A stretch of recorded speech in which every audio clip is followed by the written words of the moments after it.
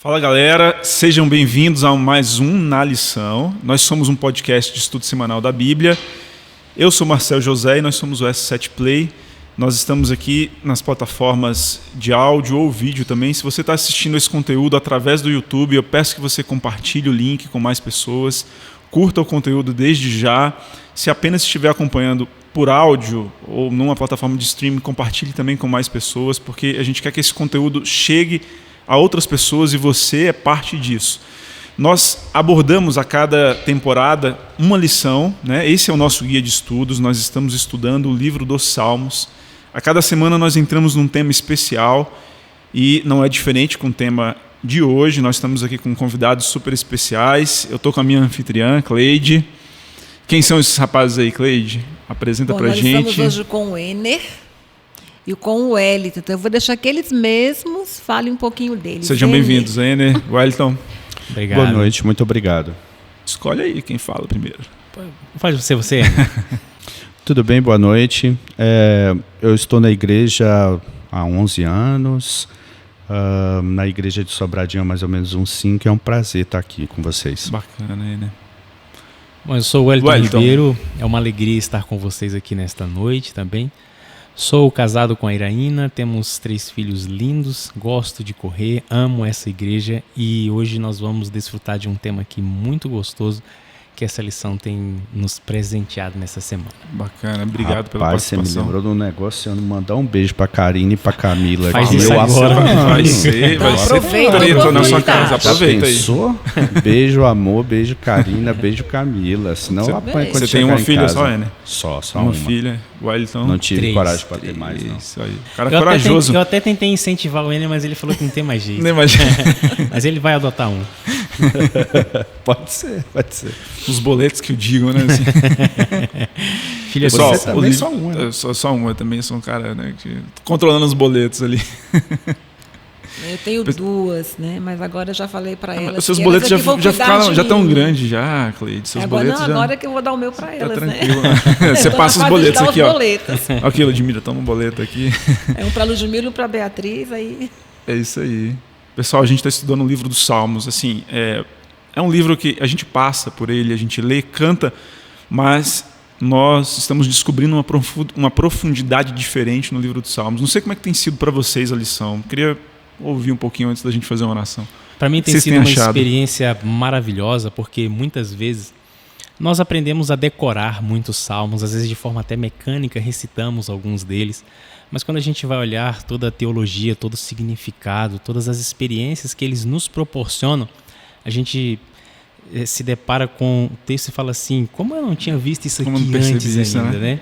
Então isso aí é muito bonito, porque é o poder que existe na palavra de Deus, ela se renovar a cada leitura, a cada experiência, Deus falando pra gente hoje, com textos escritos há séculos atrás, mas que são relevantes hoje para a nossa vida. Então eu tenho aprendido muito, muito mesmo com essa lição. O Salmo tem me surpreendido com uma profundidade, às vezes a gente associa salmos só aos cânticos, né? Sim. E a profundidade dos textos, da palavra, do contexto, e o contexto é sempre muito atual, né? Muito interessante. Pessoal, vamos começar com uma oração primeiro e depois com o nosso texto base. Vou pedir que o Wellington faça essa oração para a gente, por favor. Pai querido, nós agradecemos ao Senhor porque em tão boas circunstâncias Tu nos permite estarmos reunidos para poder meditar na beleza da Tua palavra. Agora, Espírito Santo, queremos que o Senhor seja o nosso professor supremo, nosso guia, conduzindo a nossa mente, a nossa fala, para que tudo que compartilharmos aqui seja não apenas relevante para nós, mas para todos os nossos amigos que nos assistem nesse momento. Que o Senhor esteja entre nós, se movendo e se revelando através da Sua palavra. É o que nós pedimos agradecidos, no nome precioso de Jesus. Amém. Toda semana, como eu falei, nós estudamos um tema. O tema dessa semana é Anseio por Deus em Sião, né? É uma cidade, uma referência muito citada na Bíblia, especialmente no livro de Salmos. O verso que a gente tem, o nosso texto base está lá em Salmo 84, verso 2. Eu vou ler assim. Leio aqui na minha versão, incentivo você também a fazer o mesmo aí, se você estiver nos escutando ou assistindo o nosso vídeo. A minha alma suspira e desfalece pelos átrios do Senhor. O meu coração e a minha carne exultam pelo Deus vivo. É um verso que traz muita emoção aqui, né? Assim, o que vocês acharam desse verso aí, base, introdutório para o tema da semana? Como é que ele falou para vocês? Aqui, quando ele fala que o coração e a carne exultam a Deus, a profundidade é imensa, né? Uhum. Porque quando ele fala do coração, ele fala de um sentimento para estar com Deus. Mas quando ele fala da carne também, ele está falando do ser como um todo, do arredor do coração. Não é só um sentimento, é o todo que quer estar com Deus. Ou seja, integral, ou seja, a pessoa por inteiro, né? Cara, bacana, obrigado por essa contribuição aí. Eu não tinha visto sob essa perspectiva. Muito legal, né? Eu fico pensando assim nesse texto, e eu gosto de correr. E às vezes eu saio para correr 20, 25, 15 quilômetros e eu não levo água. Chega um determinado momento que o corpo já expeliu tanta água através do sol e a gente quer beber água. E dá aquela vontade. Tô aqui bebendo água só para você Isso. E você tá correndo e vai dando aquela vontade de tomar água. Você anseia, você deseja ardentemente. Eu fico imaginando os salmistas dizendo exatamente isso. Eu te desejo acima de qualquer outra coisa. Estar na presença de Deus, estar nos átrios dele, era uma motivação interna tão profunda, como se fosse mais importante do que a comida, mais importante do que a família, mais importante do que qualquer outra coisa. Aquela conexão que ele tinha com Deus naquele ambiente fazia com que ele, quando saísse de lá, falasse assim: já estou com saudade, eu preciso estar na tua presença constantemente. Isso aqui é profundo para mim. E os salmos, né, os cânticos de Sião, a maioria deles foram escritos pelos filhos de Corá. O que eles eram? Eles eram músicos dentro da igreja. Eles tinham o privilégio de estar dentro do templo, trabalhando ali dentro, oficializando, né? Muitos eram guardas nas portas. Então, para eles, estar na presença de Deus era algo maravilhoso. Sublime. A visão que o Ender passou, que o Wellington e também a Cleide trouxe, assim, traz para mim uma perspectiva mais profunda desse verso, né? Ou seja, esse anseio por Deus, essa necessidade de Deus, né? Muitos escritores, né, um dos mais famosos diz, né, que a gente carrega um vazio do tamanho de Deus, ou seja, Sim. A nossa natureza, ela é espiritual. Ela busca, ela procura Deus, e quando não acha, né, isso nada pode suprir. E quando os escritores, né, do verso que a gente leu, eles descrevem isso também, é algo próprio da experiência que eles tinham. Alguém que escolheu um caminho, né, separado ali na nação de Israel para oficiarem no templo, para manejarem as atividades religiosas que todo o povo ia e acompanhava. Sim. Eu fico pensando também, amigos, o seguinte: às vezes, o que me motiva a ir à igreja? Porque hoje a gente vive em uma sociedade que facilmente perde os conceitos e os valores das coisas. Então, por exemplo, às vezes a gente observa pais tendo que meio que trazer os filhos amarrados, ou até mesmo pessoas que vêm por protocolo, por né? um protocolo. Eu vou porque eu vou ter que fazer aquilo, né? Então, assim, eu fiquei pensando nisso. O que me leva ao átrio do Senhor? Será que é uma responsabilidade ou será que é o meu desejo para preencher esse vazio de Deus? A gente precisa refletir sobre isso, né? O que eu tenho ido fazer na presença do Senhor? O que me motiva a estar na presença dele, nos átrios dele? Esse ali representava a presença viva de Deus. Viva.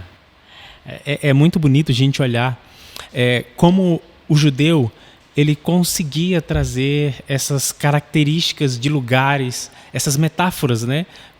De um lugar, de um nome, de um ambiente, para trazer um significado espiritual. E Sião, para eles, era algo assim tremendo. E nós vamos discorrer aqui hoje em cada um desses detalhes assim que ensinam muito para a gente. Eu acredito que nós não conseguimos ter a dimensão de realmente do que significava para eles. Porque eles tiveram experiências materiais de tudo aquilo. Bem concretas, né? Bem concretas, exatamente. Para eles aquilo foi real. E para nós é uma história, é um relato. E a gente crê nesses relatos. Mas quando você vê algo, é diferente daquilo que quando você escuta. Só que quando a gente olha a percepção que os salmistas, né, passam para a gente sobre Sião, a gente fala assim, rapaz, é muito lindo enxergar sobre essa perspectiva. É importante citar também que Sião representava para eles a esperança e a alegria. E quando a gente diz esperança aqui, é de uma maneira mais ampla. A esperança na volta de Jesus, a alegria de estar com Ele, porque Sião representava a presença viva de Deus, né, entre o seu povo. E isso é muito mais amplo e muito mais representativo do que uma simples presença. Né? Não era só algo assim, né? A cidade, o templo foi posto em Sião ali, não era só uma referência a isso, ou seja, tinha coisas aí que eram mais do que, né, eram imateriais. Isso. Eram mais do que aquilo que as pessoas, os simples viajantes passassem por ali.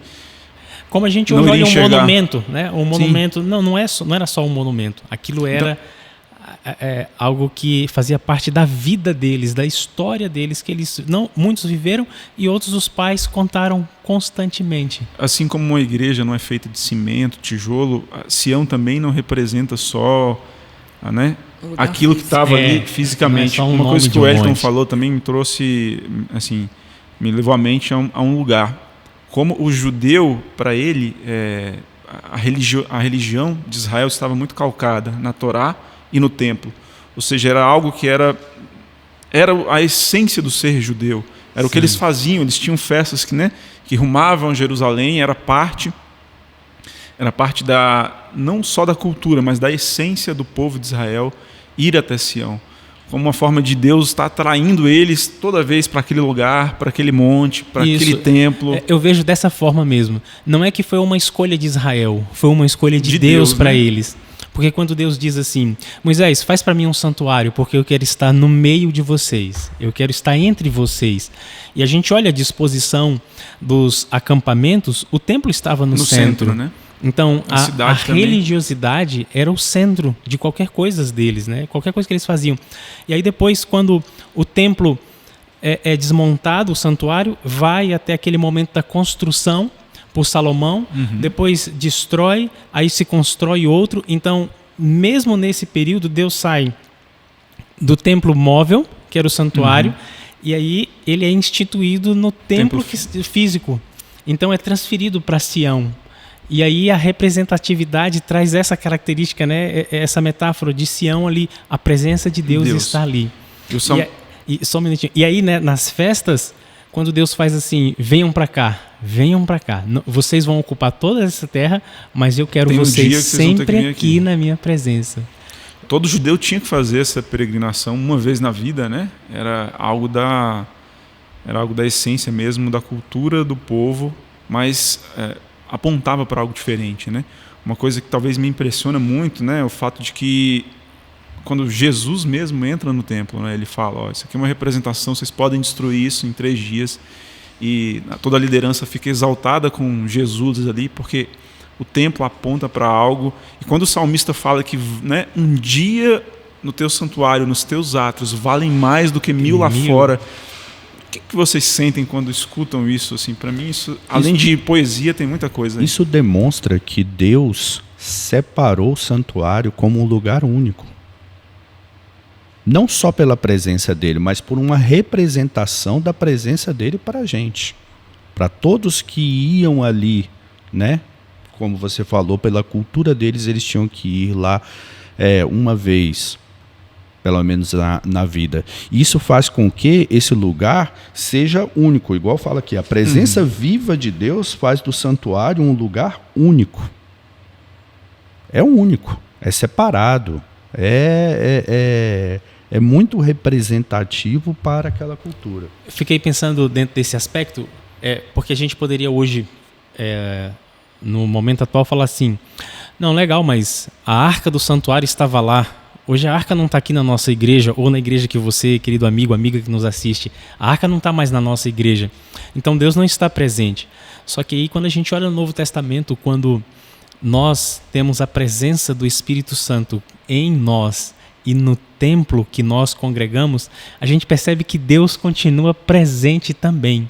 Então, vale ainda hoje um dia na presença de Deus, na casa dele, do que 1000 longe da presença dele. E como assim, Deus acaba colocando a relatividade no tempo, ou seja, estar na presença de Deus tem um peso, vale mais.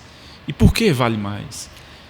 Para o salmista, ele tinha aquela necessidade de estar na presença de Deus. Então, 1000 vale mais que 1000 dias, ou seja, ele ansiava, ele tinha aquela necessidade, aquela vontade de estar na presença de Deus. Isso vale para nós hoje, né? Sião, ele foi escolhido por Deus, assim como Israel foi escolhido por Deus. Não tem uma justificativa, né? Deus escolheu. Por quê? Porque ele era o líder, né? A gente tem hoje que entender. Por que foi a escolha de Deus? Por que Deus escolheu Israel? Por que Deus escolheu ali Sião? Porque ele era o líder. A escolha é dele. Eles confiavam em Deus, confiavam nessa certeza das escolhas de Deus. E ele tinha essa vontade de estar na presença de Deus. E a gente tem hoje também, né? Como é que eu paro para ler a Bíblia? Para estudar a lição da escola sabatina? Para vir para a igreja, estar aqui, né, 9 horas da manhã, para participar da lição. Então, toda vez que eu estou fazendo tudo isso, eu estou ansiando estar na presença de Deus. Tem um ponto que é importante aqui na lição, que vai ao encontro do que você está falando. A felicidade incomparável é alcançada num relacionamento com Deus que consiste em louvá-lo, encontrar força nele e confiar na sua proteção.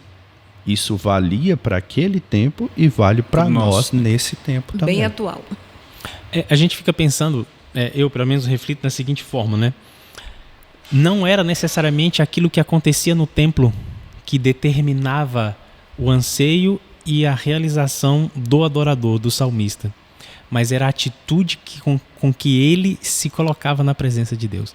Porque, pensemos aqui juntos, os sacrifícios eram os mesmos, os louvores eram os mesmos, né? Então era uma rotina que acontecia. Mas mesmo diante dessa rotina, o salmista ele ia à presença de Deus com uma sede, com uma ardência, com uma necessidade tão grande que não era aquele ritual, era a experiência dele com Deus que o marcava, era que o impactava. Né? Exatamente. Então, assim, às vezes a gente hoje vai à igreja com uma atitude que a gente olha somente a liturgia, a sequência das coisas, e a gente acaba perdendo a bênção de ter ido aos átrios do Senhor. Então a gente precisa hoje ressignificar. Como é que eu vou à igreja? Como é que eu vou a Sião? Como é que eu vou ao templo?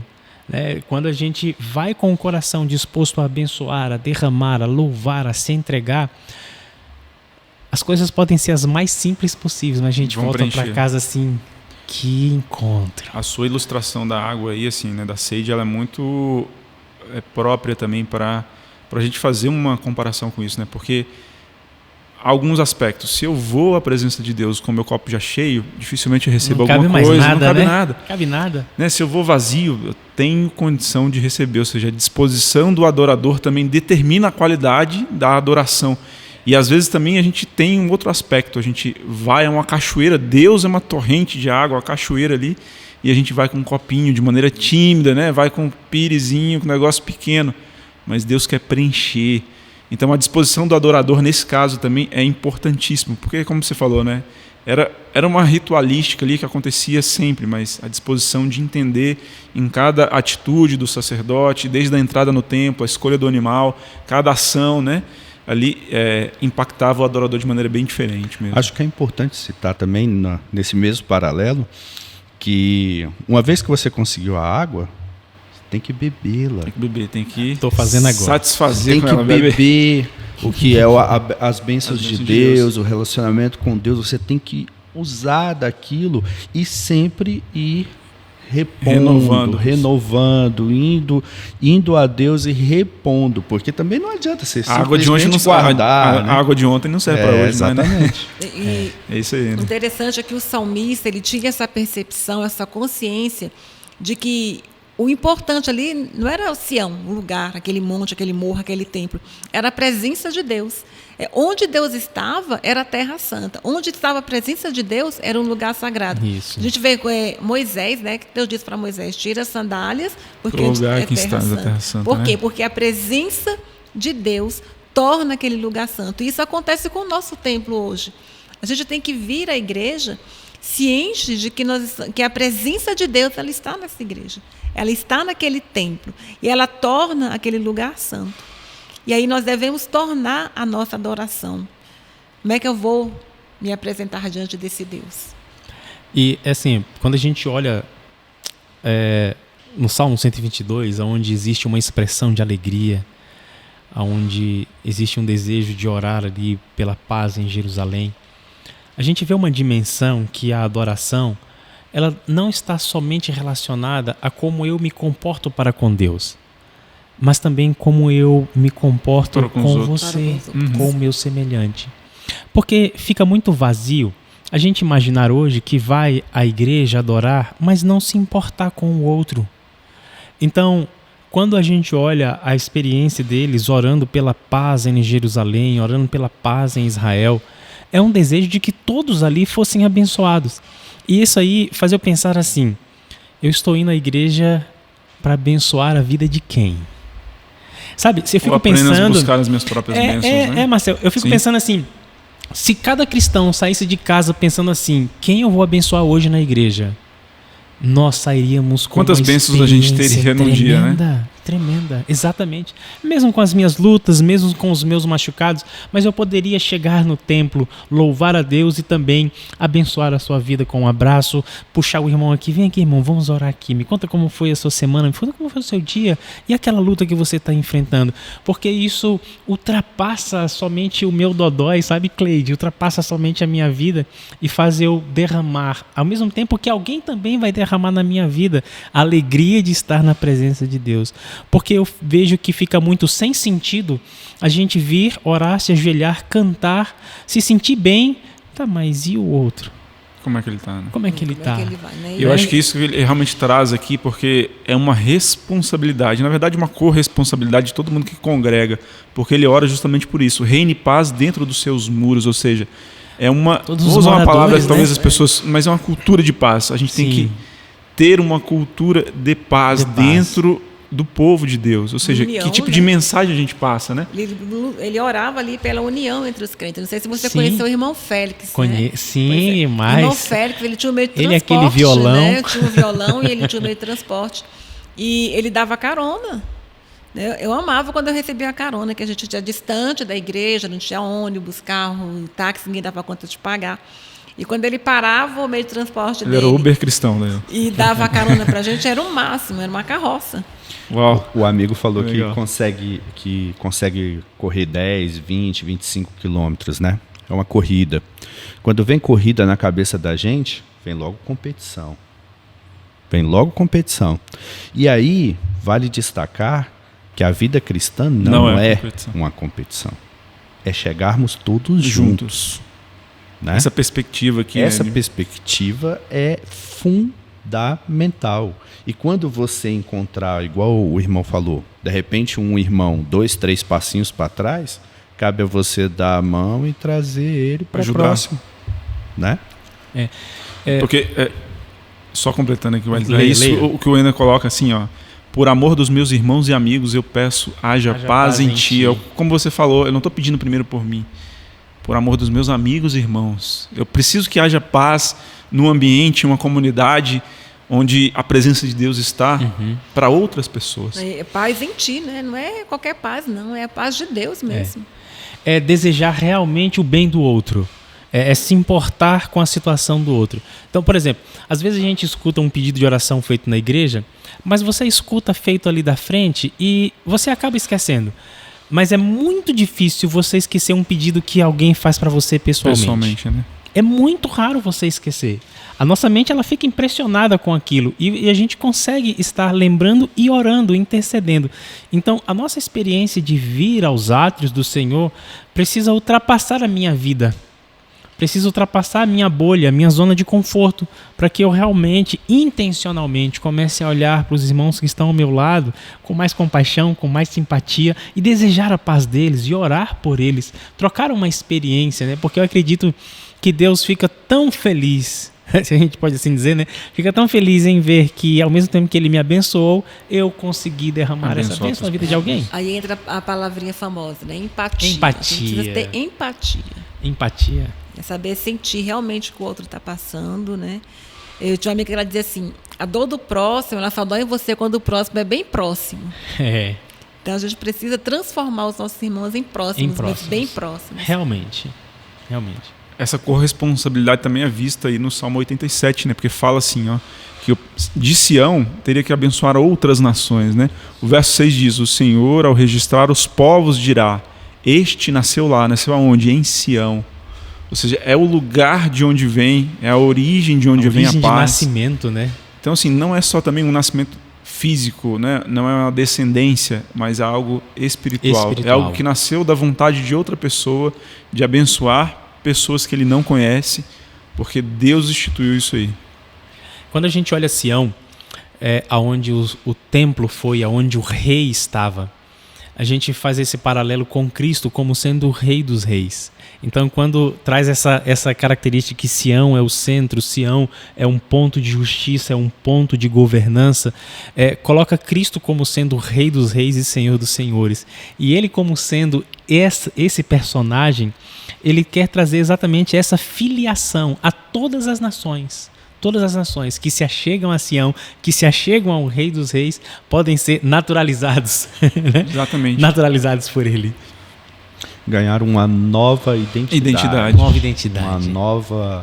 Uma nova vida nos braços do Senhor. Isso, né? E quando diz assim, né, que as nações que nasceram de Sião, ou seja, Israel ele tinha a responsabilidade de trazer os outros para Deus. Eu acho que, assim, e a palavra nasceram também, assim, a gente tem a responsabilidade de gerar pessoas, novos, né? Assim, gerar assim, novos, é assim, também algo que a Bíblia traz, né? Sim. Gerar novos cristãos, gerar pessoas à semelhança do próprio Cristo. Então isso também eu acho que traz uma responsabilidade muito própria, peculiar para a gente. Isso é forte, sabe por quê, queridos? Vocês que nos assistem aqui e meus queridos amigos. Olha como isso é um paradoxo. Ao mesmo tempo que Israel recitava e cantava esses salmos, em um certo momento da história eles se fecharam para as outras nações. Tanto é que eles não gostavam de gentios. A gente sabe a briga que eles tinham com os samaritanos. Então, nós também corremos o risco de, ao mesmo tempo que sabemos que temos uma função missionária, nós podemos nos fechar dentro do nosso ciclo. Né? Então, nós temos que estar atentos a isso, porque quando o Salmo fala que Sião vai ser o centro, o ponto de partida, o ponto de retorno, o ponto de encontro, o local onde vai sair a ser expedida essa nova data de nascimento de todos, nós temos a função de nos abrir, de ir em busca, de ir salvar, ir para fora, e não apenas nos fechar aqui dentro dos nossos muros. Não, e quando você começa a observar, eu tenho observado muito isso dentro do contexto de conhecer as pessoas mesmo. A pessoa, ela está dentro da igreja, então ela acha que ela está salva dentro daquelas 4 paredes. Está dentro do muro de Sião. Dentro do murinho dela ali. E assim, ela só olha para o outro para julgar.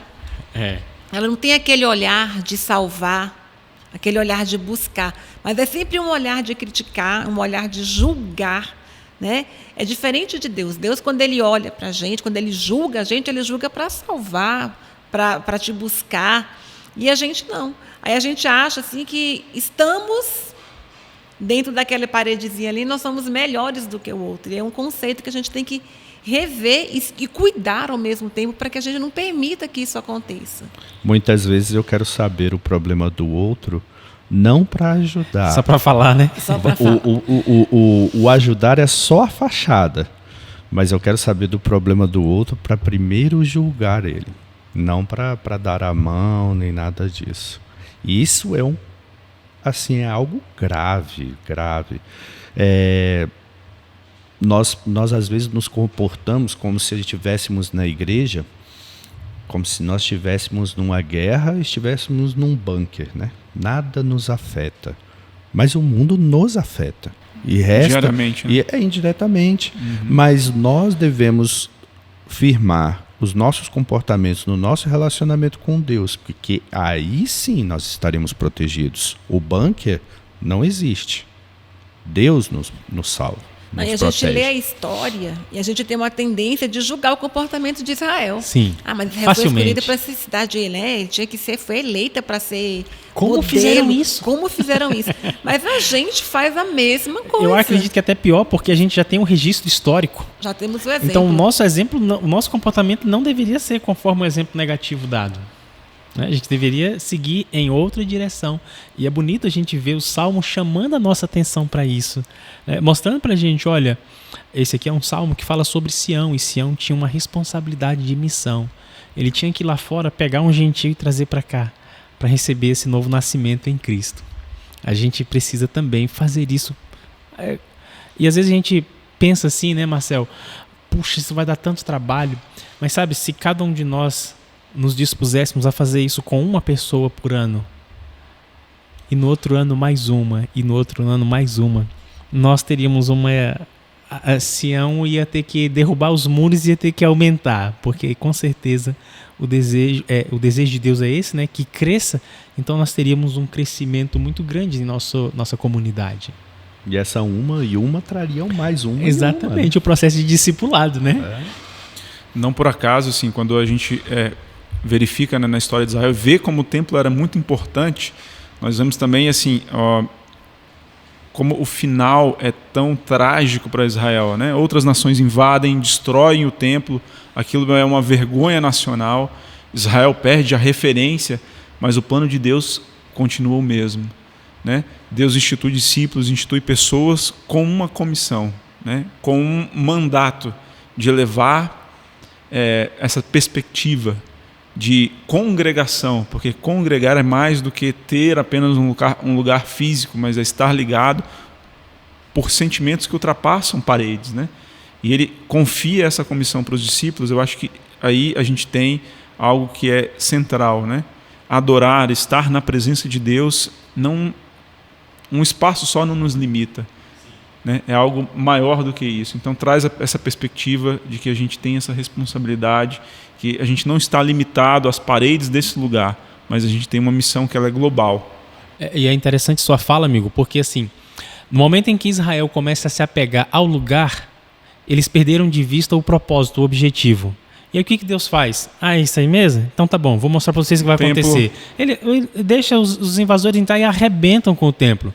Tanto é que o judeu é tão apegado a isso que até hoje o Muro das Lamentações né? É exatamente uma parede do templo, onde eles ficam até hoje lamentando aquilo que aconteceu como resultado do próprio comportamento. Então, nós não podemos ficar presos a isso, né? A esses aspectos, exatamente para que a gente não cometa essencial, né? A essência. Porque para eles, né, a segurança e a paz estavam em Sião, mas eles estavam olhando ali só para aquele... O físico, o material, o palpável. Aí no Salmo 46 diz assim, né? Deus é o nosso refúgio e fortaleza, socorro bem presente nas tribulações. Portanto, não temeremos, ainda que a terra se transtorne, os montes se abalem no seio dos mares, ainda que as águas tumultuem e se espumejam, e na sua fúria os montes se estremeçam. Ou seja, tem embaixo, né? Há um rio cujas correntes alegram a cidade de Deus, o santuário das moradas do Altíssimo. Deus está no meio dela e jamais será abalada. Deus a ajudará desde antemanhã. Ou seja, o Deus, onde é que Deus habita? No mundo, assim, no mundo, Deus, ele habita no meio do seu povo. Mas ele também está no mundo. Porque ele não permite, né, que os acontecimentos estão todos sob o controle de Deus. Eu fiquei pensando nessa parte aqui, queridos. E assim, às vezes eu sempre trago um contraponto para refletir, né? Porque, por exemplo, quando eu olho esse texto que Deus está no centro, que não será abalado, que mostra-se uma promessa linda e maravilhosa, eu fico imaginando o judeu como ele vibrava com isso aqui. Ele vibrava. Quando eles estavam no exílio, eles reliam isso aqui, e eu fico imaginando eles chorando, querendo que alcançar isso essa se promessa, cumprisse. né? Sim. Só que isso se tornou algo tão enraizado neles que quando Cristo veio, eles não o aceitaram como Messias porque ele não vinha trazer a revolução política que eles queriam, que era territorial. Então, o que eu quero dizer com isso? Que às vezes eu leio um salmo e falo assim, não serei abalado. E eu imagino que isso vai se cumprir literalmente em minha vida em todos os momentos. E não vai. Não é assim. Acordei na segunda, estou com um problema em casa, exatamente. Dívida e tal. Eu acho que Deus tem que... Exatamente. Então, assim, e a gente até entra numa linha que hoje algumas comunidades, algumas pessoas têm levado, que é o determinismo. Eles querem determinar, com base em alguns textos bíblicos, que Deus faça isso e aquilo. Deus não é o guardião das coisas que nos fazem bem, né? Ele é soberano e ele sabe a hora Exatamente. Então, quando a gente olha a segurança e a paz em Sião, a gente precisa entender que, apesar das lutas, dos percalços, das quedas, dos arranhões, de uma perna que a gente vai perder no meio do caminho, Deus está no controle supremo. Ele está no controle final de todas as coisas. E muito mais do que o que acontece comigo agora, é o que Ele está preparando para a eternidade. E não só para mim, para a minha história, né? Sim. Mas para o mundo como um todo. A lição destaca o ainda que, né? Uhum. Ainda que o mundo esteja em confusão, o povo de Deus está seguro. A paz não é o resultado da total ausência de provações, mas um dom de Deus aos seus filhos confiantes. E o Salmo 125 diz, né? Os que confiam no Senhor são como um monte de Sião. Que Nós não somos tratados ali, né? Firmes e inabaláveis. Mas é porque a gente é uma rocha, não tem problema, não. Não é porque tem. nós temos um Deus.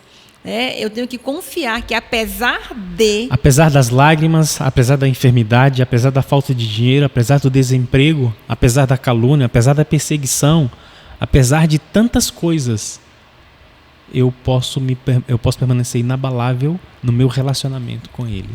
Ele está no controle de todas as coisas. É confiar, né? É perseverar. O ainda que, né, o de Davi também, ainda que eu passe pelo vale da sombra da morte, né? Ou seja, vai ter morte, vai ter sombra, teremos momentos, né, difíceis, ou seja, a religião não é um caminho que as pessoas esperem, né, assim, não entre na religião esperando só a bonança. Não se aproxime de Deus querendo que Ele seja um mordomo celestial pronto a atender os seus interesses. Não é assim que Deus trabalha, mas é um Deus que mostra que a história está sob controle. É porque assim... a injustiça vai ter fim. É assim, né, Marcel? Vamos pensar da seguinte forma. Quantos comportamentos errados a gente adquire ao longo da nossa vida? Centenas deles. Então, não tem como a gente ir para Sião eterna com esses comportamentos. Deus precisa trabalhar, nos lapidar, nos moldar nessa caminhada para Sião. Então, essas lutas, esses percalços, são instrumentos de Deus, esses crisóis, que Ele pode usar e usa para moldar você e eu nesse processo, para quando chegarmos em Sião eterna, nosso caráter já ter sido transformado pelo poder do Espírito, né? E o fundamental é que nós permitamos que Ele faça isso e também que Ele haja na nossa vida. Sim, né? Sim. Exatamente. Né? Porque Ele diz lá no verso 1 e 2, né? São firmes e inabaláveis. Aí no verso 3, o 5, ele já começa a dizer, né? Que os justos eles são tentados a praticar iniquidades. E por quê? Né? Eles são tentados a desacreditar, porque eles estão vendo ali a prosperidade do ímpio. Né? Olha assim, poxa, mas fulano, né? Aquele lá, gente, mas prospera, parece que não tem problema, parece que nada acontece na vida dele, só na minha. E todo esse olhar vai nos desviando. Senhor, tu não está vendo, não? Essa parte é bem interessante. Quem nunca, né? Quem nunca, né? Quem nunca? O que aconteceu, Quem Senhor, nunca? né? Uai, cadê? Às vezes eu falo assim, nossa, mas não, e eu? Poxa vida, né? Eu também estou aqui. Eu aqui tô lutando, apanhando pra caramba. E aí, como é que vai ser? Né? Aí vem até um pouco do julgar, né? E ele ali, todo torto, tá se dando bem. E eu faço a tua vontade, não faço isso nem aquilo e estou aparentemente numa situação desfavorável, né? Mas ele mesmo responde, né? Mas Deus, ele virá julgar com justiça. E aí a gente nos leva a manter firme a nossa esperança na volta de Jesus. e em Deus, né, também. E mesmo estando aqui, passando por momentos difíceis, Deus tem aquele cuidado individual comigo, tem um cuidado individual com o planeta, com o mundo que eu vivo, com as pessoas que me cercam. O grande desafio, talvez, é adquirir essa característica, né, de constância, de durabilidade, de ser inabalável, porque Deus, ele cumpre as promessas. Deus cumpre as promessas que fez de geração em geração. A questão é conosco, né? Porque o problema não está em Sião, né? O problema está com a gente, né? Não é o monte. Não é o monte. Tudo que é bom tem constância. Se você quer ter um casamento próspero, é preciso investir. Se você quer ter boa saúde, se você quer cuidar bem das finanças, é preciso percorrer um caminho de construção, tijolo por tijolo. Então, assim, quando o salmista fala, né, que a gente precisa confiar em Deus para adquirir uma estrutura inabalável, me vem à mente um trabalho, não puramente um trabalho que eu me esforço e Deus me abençoa pelo esforço, não, mas algo que eu confio cada vez mais um processo de crescimento, né? Então Deus utiliza esse processo também para criar em nós uma estrutura que seja inexpugnável, ou que pelo menos aguente os dias maus, ou que pelo menos quando a morte, a doença, ou a tentação, a corrupção, ou outra coisa bater a nossa porta, nós já tenhamos adquirido uma capacidade de responder aquilo de maneira apropriada, inabalável. Eu tenho um colega que ele fala assim, eu oro do meu jeito. E eu saio de casa e nunca saio sem orar, mas é do meu jeito. Então eu peço para Deus cuidar da minha família, dos meus amigos, e falo assim, Deus, me use para que eu seja a bênção para todas as pessoas que você colocar no meu caminho hoje. E isso deveria ser, deveria ser a minha oração também, todos os dias, né? Sermos bênçãos para aquelas pessoas que Deus coloca nos nossos caminhos, né? Porque aquela vivência ali do Sião terrestre, e que nós temos hoje, né, também, de estar no templo, é só um vislumbre daquilo que a gente tem, né? Porque Sião mesmo vai ser quando Jesus voltar, a plenitude que nós vamos viver. Estava aqui pensando aqui nesse aspecto de metáfora, né? A palavra Sião como essa metáfora mostrando Cristo, mostrando o templo, o santuário, nossa vida. E eu fiquei pensando assim, hoje nós temos... vou usar aqui uma comparação para que a gente entenda e seja uma forma mais fácil. Ou eu sou uma duna de areia, que é carregada pelo vento. O vento faz da duna o que quer, né?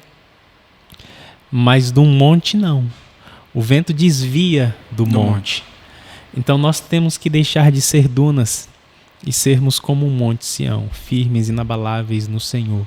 É um processo, como você disse.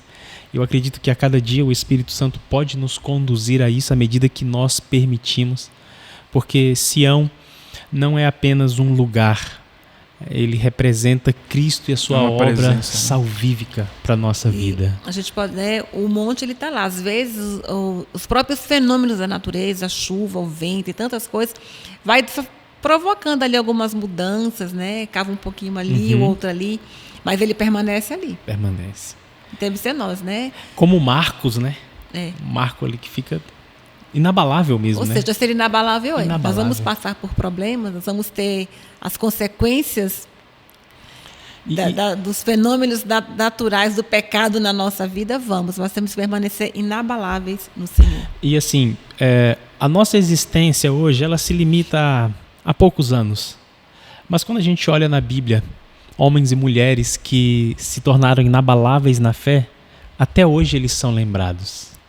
Então, mesmo que você e eu venhamos descansar o sono da morte, o nosso testemunho, depois de nós, pode continuar inabalável, testificando do poder de Cristo na nossa vida.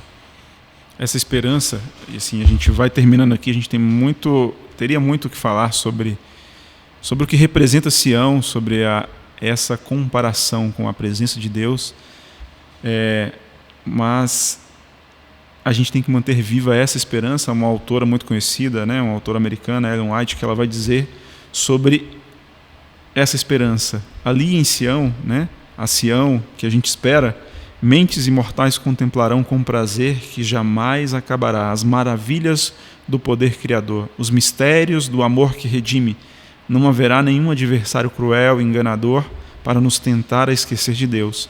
Todas as habilidades se desenvolverão e todas as capacidades serão ampliadas e surgirão ainda novas alturas a atingir, novas maravilhas a admirar, novas verdades a compreender e novos objetivos para aguçar as aptidões físicas, mentais e espirituais.